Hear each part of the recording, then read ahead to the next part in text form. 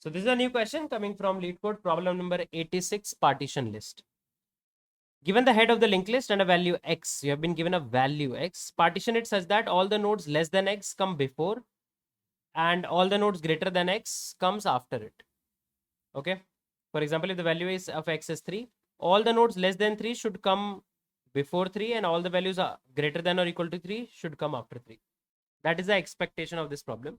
And this problem is straightforward coming from the partitioning algorithm of quicksort. So if I draw it here, 142, 143, 252. Okay. So let's say you have 1, 4, 3, 2, 5, 2. And the value of x is 3. Now if you remember, partition algorithm in quicksort was kind of like a two-pointer algorithm. Okay. So what we did was that there was a value I and then there was a value j. Okay. Now, is 1 less than x? Yes, it is. So what do? You move j ahead. Right? Then, is 4 less than x? No. 4 is not less than x.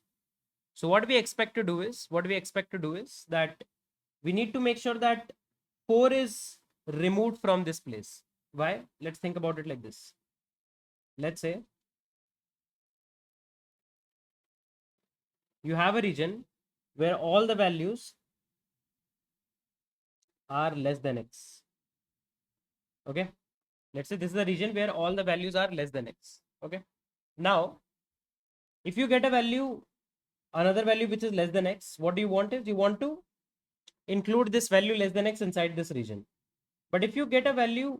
So before moving forward in the video, I would like to tell you about the brand new offering of AlgoCamp, which is the Lambda 5.0 course. So this is the 5th iteration of the flagship advanced backend development course with Node.js, but this time it's bigger and better.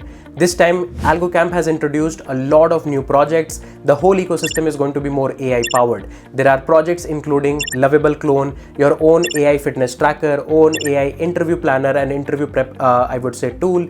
There is some deep engineering concepts around distributed transaction using which you're going to make a payment system or a payment wallet system altogether. There's going to be a workflow manager project. You're going to try to understand how exactly you can use the concepts of, let's say, CDC in order to implement different projects. A lot of deep technical projects and deep technical understanding you are going to get. This particular course is going to focus on making sure that you understand the system architectures and deep system concept that a lot of senior engineers are always involved with, and try to make projects on top of that. You are going to see actual scaling strategies, replication strategies, how you can make sure that your system is fault tolerant, and concepts around, let's say, Kafka, concept around Redis and whatnot.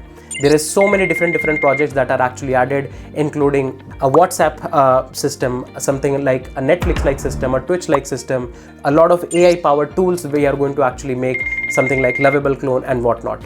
Do check out the link in the description section below. Get the idea about all the projects that you are going to get and build. This is something that will take you from an absolutely beginner level backend developer to a very advanced level backend engineer altogether. We have received such great testimonies from the last set of batches, and people are actually loving what we have already built, but this time we have made sure that this is bigger and better. So do check out the link in the description section below and use this coupon code to get massive discounts on the current price. And now let's go back to the video. Greater than x. If you get a value greater than x, then you do not want it to get integrated here. Okay. So what you can do is, let's say you have I here, you have j here. What I represents is, I represents the fact that from 0 to I, all the elements less than x will be present here. Okay, cool. Now we move ahead. J.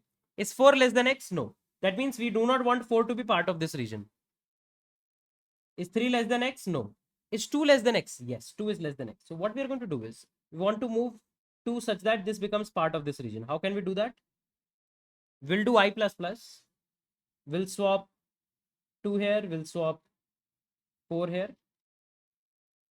Right? We'll swap 2 here. We'll swap 4 here.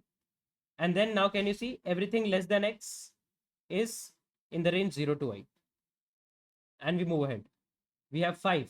5 is less than x? No, we have 2 again. So what do? You move I ahead.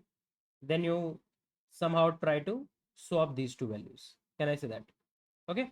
And then wherever I ends to the next index of that, we want to put this particular value 3. So it's a simple, straightforward partitioning algorithm that we are expected to do here. Nothing more, nothing less.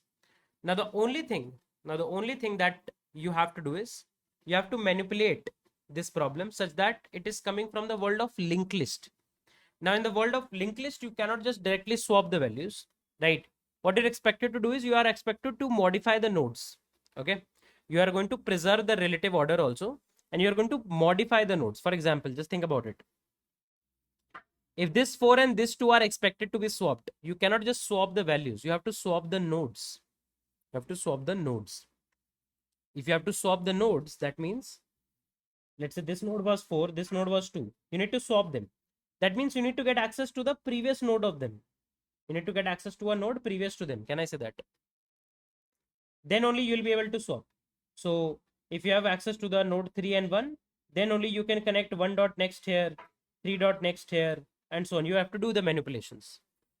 Now, one easier way that you can actually do is you can break the linked list into different parts. That can be an easier way to solve this question. So what I'm going to do is I'm not going to create a brand new linked list. I will just create two dummy nodes. I will just create two dummy nodes. This is dummy node D1. This is dummy node D2. Okay.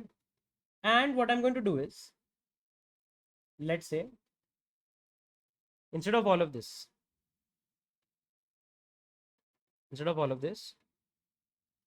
1 4 3 2 5 2. 1 4 3 2 5 2. Okay. Let's say we are at the current node here. We are at this node. We'll compare the value. Is current dot value less than x? Yes. So I will maintain a dummy node which is representing lesser values, and one is maintaining non-lesser values. So if one is less than x, what we are going to do is we are going to say temp is equals to current is equals to current dot next. So first of all, we'll move to the next node. Now what we will do is we will delete the access of temp from here. How? We will do temp dot next is equals to null. If you do temp dot next is equals to null, this node is going to be isolated. Can I say that? And then what I can do is I can take this node and add it to the last of D1.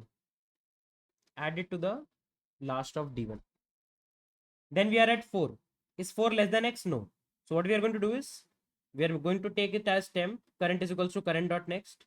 We break this connection, and because it is not less than x, we are going to attach it to D2. We are going to attach it to D2. Okay. Now, again, is 3 less than x? No. So we'll say temp is equals to current is equals to current dot next, temp dot next is equals to null, and we are going to attach it to this list. And we are going to attach it to this particular list. Can I say that? Okay, cool.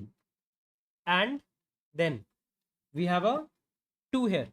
So again, temp is equals to 2, 2 is less than x, yes. So we'll do current is equals to current dot next. We'll break the connection of 2 and we'll attach 2 here. And we will attach 2 here. Right. Then we are at 5. 5 is greater than x. So temp is equals to current. We'll already have current is equals to current dot next. We'll break this connection. Temp dot next is equals to null. And now we have this isolated node. We will attach it here. And so on. At last, what will happen is you'll be having a new linked list which has been created with the same set of nodes that were given to you in D1, and a new linked list which has been given to you with the same set of nodes of the given list. All you have to do is just attach D1 and D2. Now the question that might come to your head is that, okay, we are doing add at tail. Add at tail is an order of n algorithm. What you can do is you can maintain a tail node here, T1 and T2. Initially, when nothing is there, T1 is pointing at D1, T2 is pointing at D2. When you attach a node, T1 points here. When you attach a node, T1 points here. Same thing here. So you can maintain separate tail nodes, separate tail node pointers that will give you access. Okay, this node is the tail node of my current linked list. Now, because just think about it. Now you have access to the tail node 2. Okay. Here, you do temp is equals to current is equals to current dot next, temp dot next is equals to null. What you can do is you can take the tail of D1, T1, and you can say T1 dot next is equals to this particular node. and t1 is equals to t1 dot next. So you can maintain dedicated tail nodes for both the new linked list. This is dummy linked list 1, this is dummy linked list 2. After the whole processing, this part and this part need to be attached. So what you can do is, you can attach d2 dot next, which is 4, after t1 dot next, that is after the tail node. So we will attach it here. Then you can remove d2 so that this nodes get removed. And at last, for your final answer will be d1 dot next. You can return this particular node 1. So all you have to do is just do pointer manipulation. We are not taking extra space. Why? Just think about it. If the length of the linked list is 100, then also you take 2 nodes. If the length of the linked list is 1000, then also you take 2 nodes. If the length of the linked list is 10 raised to power 5, then also you take 2 nodes. These 2 nodes, d1 and d2, are always going to remain as 2 nodes. Nothing more, nothing less. And that's how you can actually solve the corresponding question. As simple as that. Now let's try to code this, guys. Let's try to code it. So what I'm going to do is, first of all, I'll create 2 dummy nodes. List node d1 is equals to new list node. And this dummy node can have any value. I'll start with -1. List node d2 is equals to new list node -1. Okay. Why do we need these 2 nodes? So that we can separately maintain a linked list and we have the access to what values we want to put. Then I will make a new list node. Sorry. I'll make a new list node t1, that is the tail of the linked list 1. Initially, tail of the linked list d1 is d1 only, and tail of the linked list 2 is d2 only. Now we'll say let current is equals to head, let, and then while current not equal to null. Till the time current doesn't become null, what we are going to do is, we'll say temp is equals to current is equals to current dot next, temp dot next is equals to null. So we have detached a node from our linked list. Can I say that? I took a node, I moved current ahead, and I detached this node. Now I will check if temp dot val is less than x. If temp dot val is less than x, what we are going to do is, we'll say t1 dot next. That is, after the tail of no linked list 1, I'm going to attach temp, and then I will update the tail as temp. Just think about it. So let's say you have 1, 2, 4, 5, 6, 2, and then let's say 3. You have a dummy node d1 which has a value -1 and a dummy node d2 which has a value -1. Your current is here. You say, is current equal to null? No. So you put a temp variable. You put current is equals to current dot next. You say temp dot next is equals to null. Now this is an isolated node, right? Now here you have access to the tail nodes as well. Can I say tail node of this linked list is t1 and tail node of this linked list is t2? Because currently there are only single nodes. Now you say t1 dot next is equals to temp. So you can see I took this node from here and attached it here. And then I will say t1 is equals to t1 dot next, because now this is the new tail of the linked list. Then again, is current equal to null? No. You say temp is equals to current is equals to current dot next, temp dot next is equals to null. Now is 2 less than x? Yes. So again you will attach it to d1. How? You say t1 dot next is equals to this 2, and then t1 is equals to t1 dot next. As simple as that. So that's what I'm doing here. Either you can do t1 dot next is equals to temp and t1 is equals to t1 dot next, or you can just say t1 is equals to temp. I'll just say t1 is equals to t1 dot next. Else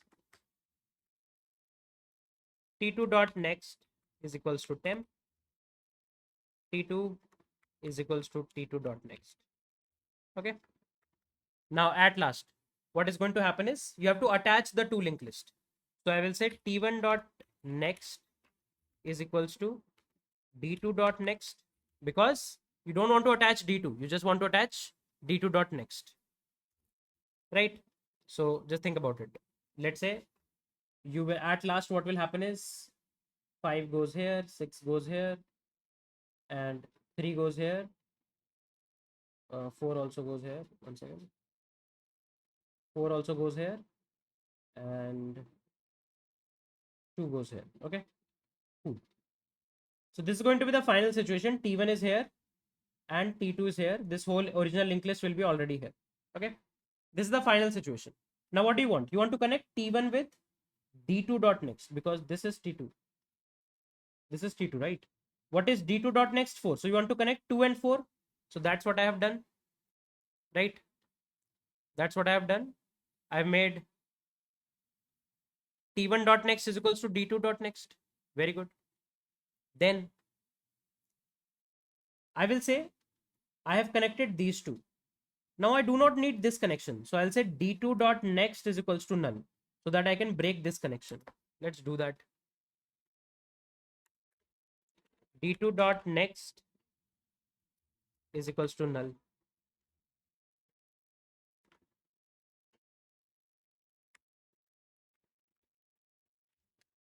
Then you can see both the linked list have been attached.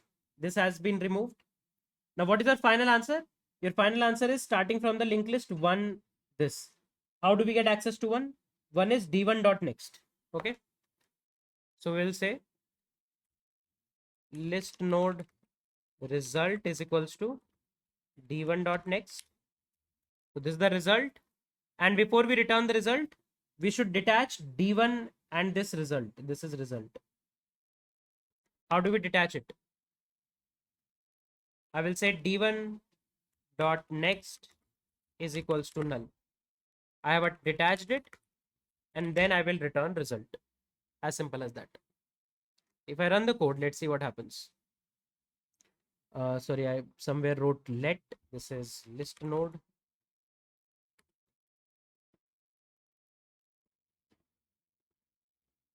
Okay. Cool. This is looking nice. Let's try with one more test case. 212.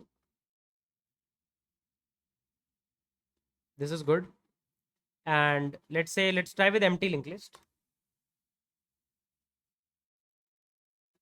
Empty linked list is also working fine. Let's try to submit. And you can see one shot, one kill. We have submitted the problem. As simple as that. So simple point like node manipulation here and there. And we have actually solved this question pretty easily.